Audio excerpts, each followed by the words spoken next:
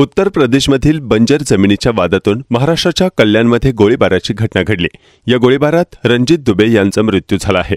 आरोपीने फायरिंग केल्यानंतरही रणजित दुबे यांच्या डोक्यावर चाकूने तब्बल 8 वार केले, ज्यामुळे मेंदूपर्यंत गंभीर जखम झाली आणि त्यांचा घटनास्थळीच मृत्यू झाला। कोलसेवाडी पोलिसांनी गुन्हा दाखल करत आरोपी राम सागर दुबे याला अटक केली आहे। ही घटना कल्याणपूर्व कोलसेवाडी पोलीस ठाण्याच्या हद्दीत घडली आहे। विशेष म्हणजे या जमिनीवरून 2 वर्षांपूर्वीही वाद झाला होता।